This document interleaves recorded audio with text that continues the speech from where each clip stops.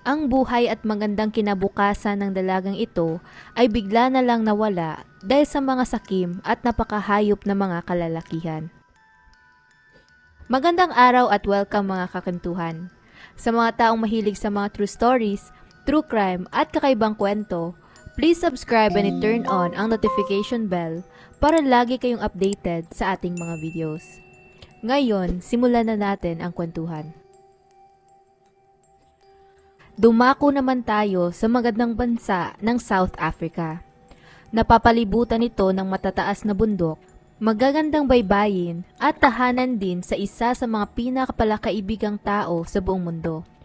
Subalit maliban sa mga magagandang bagay na ito, may reputasyon din ang bansang South Africa pagdating sa karahasan. Galing ito sa gang problems at femicide, kung saan kadalasan ang mga kasong ito ay madalang lang makakuha ng atensyon sa labas ng kanilang bansa. Ngayon, ang bayan ng Stellenbosch na matatagpuan bandang silangan ng Cape Town ay kilala rin sa tawag na Ecostad sa mga African. Isa itong university town na napapalibutan ng daan-daang vineyard na may malaking naitutulong sa wine industry ng bansa. Dahil dito, itinuturing itong isang maunlad at mayamang lugar upang tirhan. Kabilang sa mga naninirahan sa bayang ito ay ang pamilya ni Hannah Cornelius. Siya ay pinanganak sa kanyang mga magulang na sina Willem at Anna Cornelius noong February 12, 1996. Ang kanyang amang si Willem ay isang magistrate sa kabilang bayan, habang ang kanyang ina naman ay isang abogado. Kaya mula pagkabata, si Hannah ay lumaki na ng may marangyang buhay. 3 taon pagkatapos maipanganak ni Hannah, nagkaroon naman siya ng kapatid na lalaki. Sila ay malapit sa isa't isa at napaka-protective din ito sa nakakabatang kapatid. Na-diagnose itong may autism at may learning difficulties din, kaya palaging nakahanda si Hannah na tulungan ito. Bilang isang masayahin, mabait at matalinong dalaga, nag-enjoy din itong sumali sa drama class at kinikilalang magaling doon. Nagtutugtog din ito ng piano maliban pa sa galing niya sa pag-aaral. Kaya masasabi mong may angking talento ito pagdating sa musika at arts. Nang ito ay nasa high school, nagkaroon ito ng high school sweetheart na kaparehan niyang sikat sa paaralan at may masayahin ding personalidad. Si Fanelo Arens ay isang maginoo at mabait na binata na unang nagpatibok sa puso ni Hannah. Naging partners pa nga sila sa prom na ikinadismaya naman ng kanyang ama. Hindi kasi siya sanay o gustong makita na ang kanyang unika iha ay nagdadalaga na talaga. Dahil sa kanyang pagsusumikap sa pag-aaral, nakapasok ito sa isang university kung saan kumuha naman siya ng kursong humanities. May natural na hilig itong matuto at magdiskubre ng mga bagay, kaya nais niyang mag-aral pa tungkol sa mundo at sa kultura ng ibang tao. Summer ng 2015, sinimula ni Hannah ang kanyang bachelor's degree sa Stellenbosch University at naging sabik ito sa mga bagong bagay na kanyang matututunan. Bagaman ito ay nakatira malapit lang sa kanyang paaralan sa may Irene Ladies Residence, kinakailangan pa rin niyang sumakay papunta roon.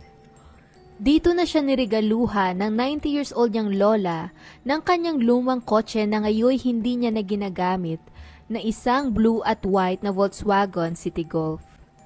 Sa pagitan ng pag-aaral at ng kanyang mga drama classes, nilalaan din ito ang kanyang libreng oras upang mag-volunteer sa local Tears Animal Sanctuary na matatagpuan sa Cape Town. Ganito kabusilak ang kanyang kalooban na may natural itong pagnanais na gumawa ng mabuti kahit saan man siya mapadpad. Nang siya'y nag-aaral sa university, naging madali sa kanya ang pakikipagkaibigan dahil sa natural niyang pagiging matulungin sa iba.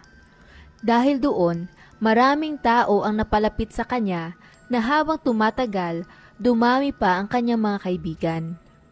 Pagkasimula niya ng kanyang pangalawang taon sa kolehiyo, nakilala naman niya ang isa pang taong naging malapit rin niyang kaibigan na si Cheslyn Marsh. Ito ay nag-aaral naman ng theology at katulad ni Hannah, isa rin itong dedikadong estudyante kaya sobrang nagkasundo ang ugali ng dalawa. Madalas silang nagtutulungan sa pag-aaral, subalit walang romantikong ugnayan sa pagitan ng dalawa. Taong 2017, si Hannah at Cheslin ay nasa gitna na ng kanilang pangalawang taon sa university at pagkatapos ng isang linggong pag-aaral at pagtatrabaho, nagpasya silang dalawang lumabas ng gabi ng Biyernes upang makipag-hangout sa iba pa nilang mga kaibigan. Ang gabing ito ay naging maayos naman at masaya, kung saan silang lahat na magkakaibigan ay nag-enjoy sa konting pag-inom at paglaro ng domino na isang sikat na laro sa mga estudyante sa South Africa. Sa buong oras nila doon, wala namang naging problema hanggang sa dumating na ang madaling araw ng Sabado, May 27, 2017. Kapansin-pansin na ring pagod na ang lahat ng mga oras na iyon, kaya maging si Hannah ay nagpasya ng tapusin ang gala at umuwi sa kanyang dorm. At syempre, dahil madaling araw na, alam ni Cheslin na ang kalsada ng Stellenbosch ay mapanganib na para sa isang babaeng maglakad pa uwi mag-isa.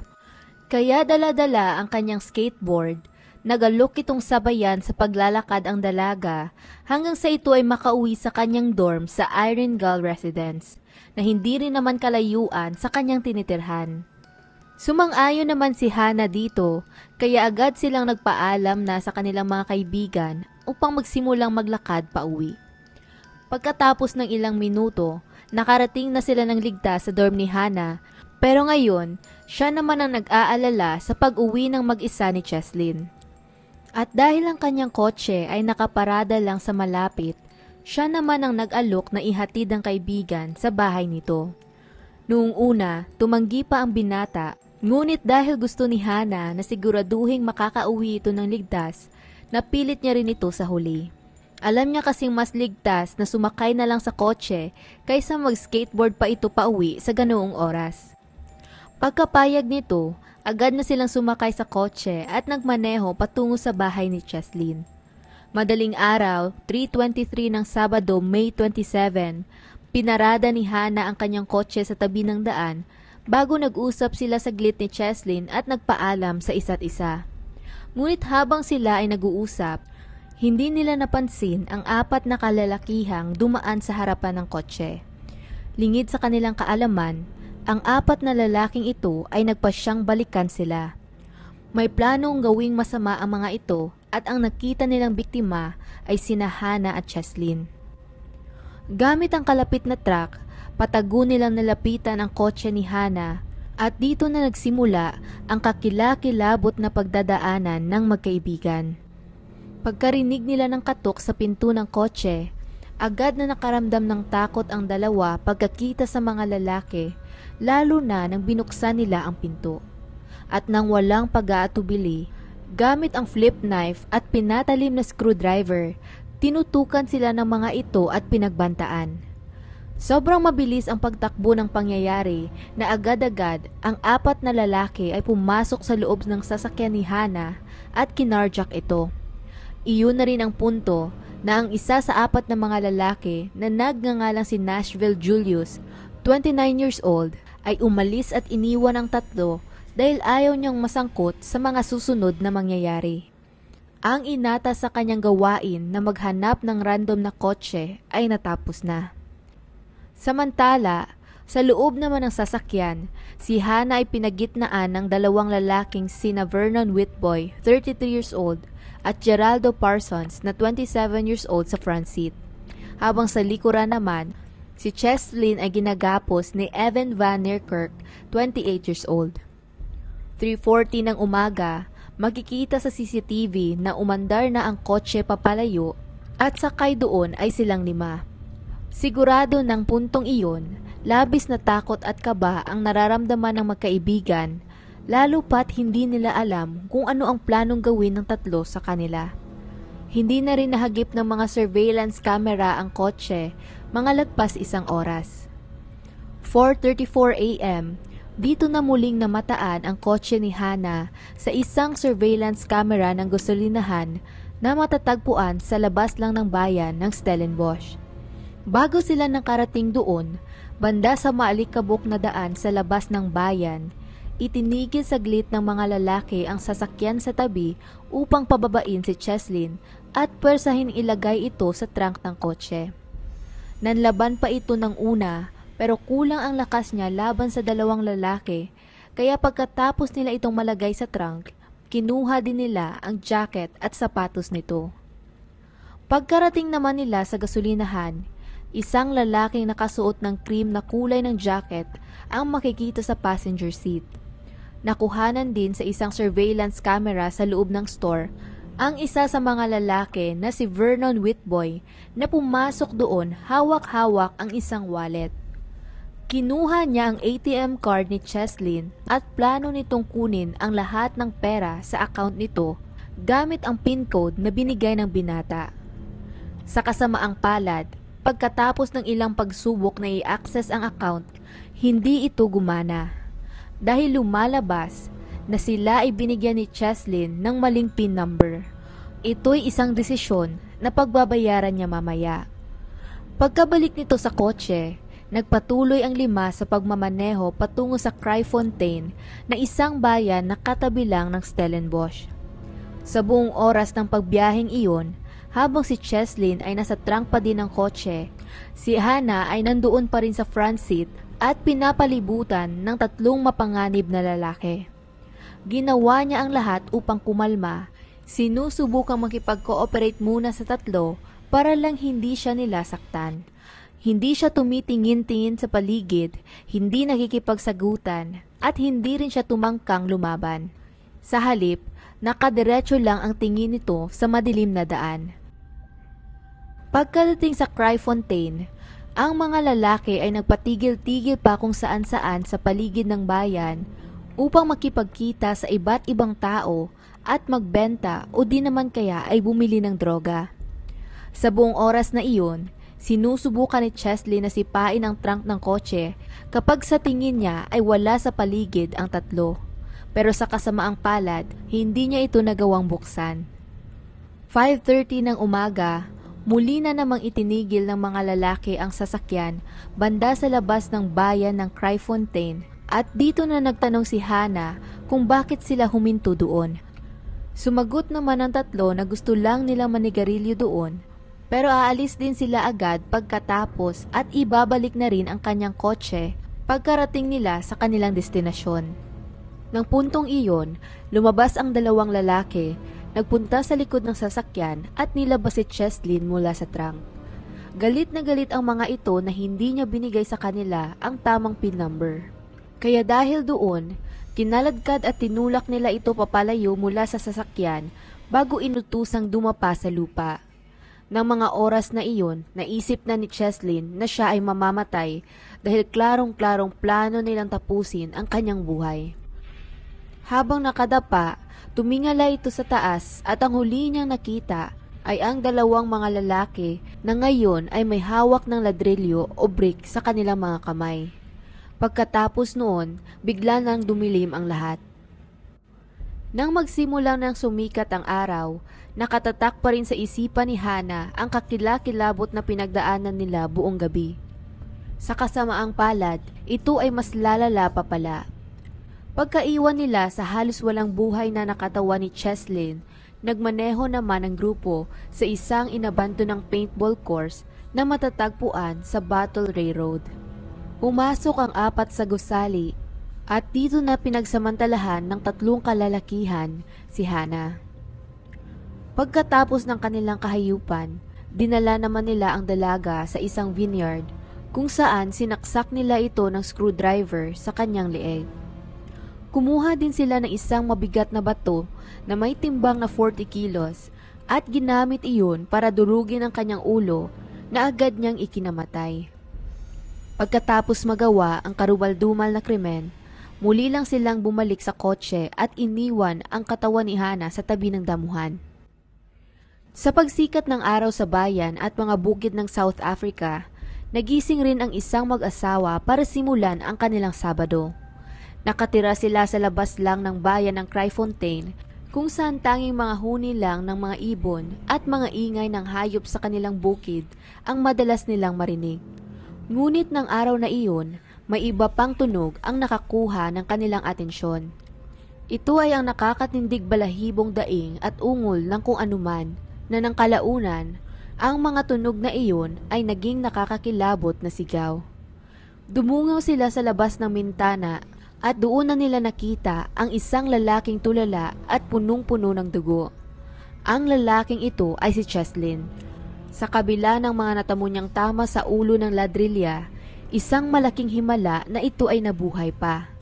Nakakapag-isip pa din ito ng maayos, kaya nang hindi niya makita ang kaibigan, alam nitong kinakailangan niyang humingi ng tulong agad-agad.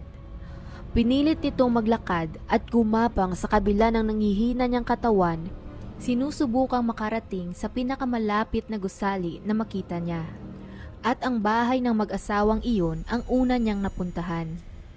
Siyempre, nang makita siya ng mga ito, nakaramdam sila ng takot na sa katunayan, naisip pa nga nilang miyembro ng isang gang si Cheslin at pinaalis ito. Gayunpaman, nanatili pa rin ito at patuloy na nakiusap na tumawag sila ng pulisya. Pagkatapos noon, dito na nila napagtanto kung gaano kaseryoso ang kanyang sitwasyon. Pagkadating ng pulisya, agad itong nagmakaawa sa kanila na tulungan siyang hanapin ang kaibigan niyang si Hana. Inilarawan niya sa mga otoridad ang muka ng mga lalaking gumawa noon sa kanila, ang kulay ng kotse, kung saan sila nito dinala, at lahat ng bagay na pwede niyang maalala ng huling gabi. Desperado itong tumulong na makita si Hana, ngunit lingid sa kanyang kaalaman, huli na ang lahat. 2 oras ang nakakaraan nang siya ay wala pang malay, may nakakita na sa katawan nito at kumpirmadong ito ay patay na. Nakarating na din ang balita sa pamilya ng dalaga na lubos namang ikinadurog ng mga puso nila. At habang sila ay nagluluksa, hindi tumigil ang pulisya sa paghahanap ng mga suspect. Alam nilang kailangan nilang hanapin ang blue na Volkswagen at sa kabutihang palad, marami nang nakakita sa kotseng ito ng umagang iyon. Samantala, sa kabila naman ng kakagawa lang nilang krimen, ang 3 kalalakihan ay nagpatuloy pang maghasik ng lagim. Namataan sila ng ilang beses sa bayan ng Kryfontaine na ayon sa mga nakakita, may hinabol di umano silang babae habang papasok pa lamang ito sa trabaho upang pagnakawan ng kanyang bag at cellphone. Ilang oras ang lilipas, hindi na naman sila namataan pagkatapos noon, pero nang 1:00 ng hapon, may inatake pa silang isa pang babae. Sa pagkakataong iyon, kinidnap nila ito at nakuhanan ang kotse ni Hana sa CCTV ng kalapit na gasolinahan kung saan ito pumarada.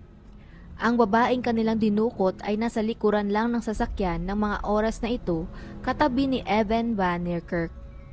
Makikita din sa footage ang pagbaba ni Vernon Whitboy sa kotse at ang paglalakad nito papasok sa store upang mag-withdraw ng pera mula sa account ng babae. Nakapag-withdraw sila ng 3,000 rand o mga tinatayang 10,000 pesos. Sa kabutihang palad, hindi kagaya ng ginawa nila kay Hana, binabalang nila ang babae sa gilid ng daan ng ligtas at hindi na sinaktan pa. Pagkababa ng babae, hinatid na nila sa bahay nito si Evan at ibinigay ang share nito na 1,000 rand mula sa nakuha nilang pera. Pagkatapos noon, sinubukan namang isangla ni Vernon at Geraldo ang kotse sa mga estranghero sa daan. Lingid sa kanilang kaalaman, sinusundan na ng pulisya ang kanilang bawat kilos at malapit na silang mahuli ng mga otoridad. 1 oras ang lilipas, makikita ng isang undercover police vehicle ang kotse na dumaan sa harap nito. Agad-agad, sinimulan silang habulin ng mga pulisya at sa pagkadesperadong makatakas, pinasok nila ang kotse sa isang kalapit na private farm. Nanood naman ang mga bystanders habang ang mga pulis ay bumaba sa kanilang kotse upang habulin ang suspects ng nakapaa. Pinatuloy naman ng dalawa ang pagpapatakbo ng mabilis sa kotse, pero buti na lang may nakaharang na gate sa dulo ng driveway. Dahil doon, napilitan silang abandonahin ang sasakyan at tumakbo na lamang. Sinubukan nilang lumayo sa mga humahabol na pulisya at tumalon sa may ilog, Ngunit napalibutan na sila ng mga ito at silang lahat ay may hawak na baril na handang gamitin ito anumang oras. Pagka-aresto ng dalawa, agad naman nilang tinuro ang iba pa nilang kasama sa krimen at naaresto din sila ng sumunod na araw. Ang mga kalalakihang ito ay wala man lang awa sa kanilang mga biktima at handang-handa silang pumatay kapalit lamang ng kaunting pera. Labis na sakit at hinagpis naman ang naramdaman ng mga magulang ni Hana nang nalaman nila ang kalunos-lunos na sinapit ng anak.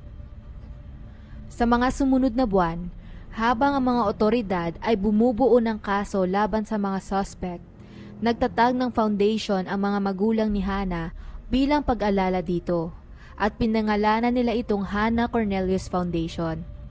Layunin ng foundation na ito ang tulungan ng mga kabataang nasalansangan na makakuha ng edukasyon, counseling at guidance. Bagamang sinubukan ng pamilya na maging matatag sa kabila ng pagkawala ni Hana, hindi nakayana ng emotional na kalusugan ng ina ang sinapit nito. At noong March 2018, halos isang taon pagkatapos ng pagkamatay ng anak, natagpuan nilang palutang-lutang ang katawan ni Ana Cornelius sa karagatan ng South Atlantic Ocean. Bagaman ito ay kinonsidera nilang aksidente, naniniwala si Willem na sumuko lang talaga sa buhay niya ang asawa dahil hindi nito nakayanan ang sakit sa pagkawala ni Hana. Kusa itong naglakad patungo sa dagat at sadyang hindi na bumalik. May 2018, nagsimula na rin ang court proceedings para sa kaso at sobrang matibay ang ebidensya laban sa kanila, salaysay ng mga saksi, confession mula kay Vernon at Geraldo, surveillance footages, forensic evidence at ang pinakamahalaga, ang testimonya ni Cheslin na humarap sa korte upang personal na ituro ang mga suspect. Maging ang batong ginamit sa pagpatay kay Hana ay dinala rin sa korte bilang ebidensya. Si Cheslin ay nagdusa din dahil sa blunt force trauma na natamo nito mula sa pagkakapukpok ng kanyang ulo kung saan nawala nito ng pandinig sa isa niyang tenga. Sa kabila nun, buong tapang itong humarap sa korte at tiningnan sa mata ang mga lalaking walang puso na gumawa nun sa kanila. At ang tanging gusto niya lang ng puntong iyon ay mabigyan ng hustisya ang nangyari sa kaibigan niyang si Hana. Subalit sa kabila ng patong-patong na ebidensya laban sa kanila, 2 lang sa 4 ang umamin sa krimen at lahat sila ay nag-plead din ng not guilty sa korte. Sa kabuuan ng paglilitis, kitang-kita din na parang walang kahit anong bahid ng pagsisisi ang 4 sa kanilang ginawa. Ang nakakagalit pa, nagagawa pa nilang ngumiti at tumawa sa harap ng lahat na parang wala talaga silang pakialam sa nagluluksang pamilya ni Hana. Sa huli, nang natapos ang paglilitis, si Vernon Whitboy, Geraldo Parson at si Evan Van Niekerk ay sinentensyahan ng habang buhay na pagkakakulong, habang si Nashville Julius naman na umalis ng maaga ay nasentensyahang makulong ng 22 years dahil sa pag-aid niya ng robbery at kidnapping. Ang pagkamatay ni Hana ay resulta ng makasariling desisyon ng 4 na lalaki na hindi nagpapahalaga sa buhay ng iba. Wala silang puso, awa, at lalo nang wala silang konsensya.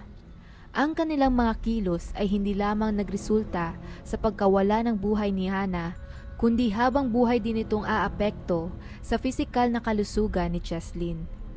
Si Hana ay isang dalagang may busilak na puso na handang tumulong kahit kanino, maging ito man ay sa pag-aaral o di naman kaya ay sa pagvo-volunteer. Madalas itong makitang nakangiti at palaging positibo na ang kanyang pagkamatay ay lubos na umapekto hindi lamang sa kanyang pamilya, kundi gayon din sa lahat ng taong nakakakilala sa kanya. Hanggang sa araw na ito, ang kanyang bunsong kapatid na hindi nakakaunawa sa mga nangyari dahil sa kanyang autism ay palagi pa ring nagtatanong kung kailan uuwi ang kanyang ate. At hanggang dito na lang ang kwento natin para sa ngayon. Anong masasabi ninyo sa kasong ito? Kung nagustuhan nyo ang video na ito, maaari mong i-check ang ating channel para sa iba pang mga kwento. Muli, salamat sa inyong pakikinig at hanggang sa susunod mga kakwentuhan.